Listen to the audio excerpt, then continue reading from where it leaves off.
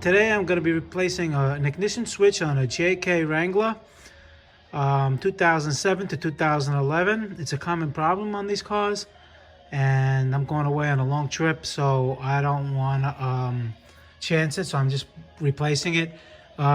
Serious things like this that can leave you stranded, it's always good to get the Mopar part. I'll leave the part number in the description. It's right here. It's not hard to replace. And what you're gonna need is you're gonna have to take down this plastic piece, which is right here. All right, it just snaps right out, and see the tabs on the bottom, and it just hangs down. You just take it off.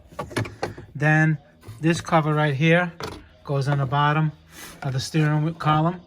All right, that cover has a Torx 20 you're gonna need and 3 screws. You see those 3 screws?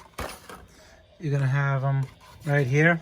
This is looking underneath. You got 1, 2, and a little silver one here, 3. And then you just click this down, and you can leave the top piece there. Okay, and then when you do this, disconnect the battery. Okay, then what you're gonna want to do is the red tab right here. You just push that tab out, take the connector out, and right up here, you can see it.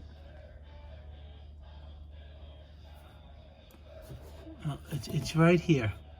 It's a T10 Torx. You take that T10 Torx out, and then you're gonna just push it out. You know, it's wedged on there nice. Just push it out, and there's going to be a little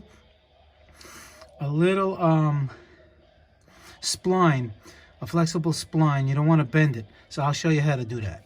So now you take off this plug. There's a little red clip. You just push this clip out, you squeeze the tab, and you pull it down. After you take out that screw, like I told you, it was a 10 Torx right there. That screw, it goes right there. And then when you take this down, you got to turn it. Let me see. Turn it. And then, like, it gets a little stuck. You got to turn it, and you see this the little plunger here? That can, you know, that's flexible. So you can't just, just take it down. You have to, like, like, twist it out like this. So when I put it back in, I'm going to go like this, put it back in, and then push it in. It basically sits on this top of the aluminum and the bottom of the aluminum. That's for this square. It's like a little pressure fit, and then a little bar goes in between there. And before you put the new one inside there, you see how the keyway is over there? It looks like it's like about 1 o'clock. Make sure your new one is aligned perfectly the same way. So when you install it, it goes in the same way. Just don't move the key. Okay. All right, the new one is in.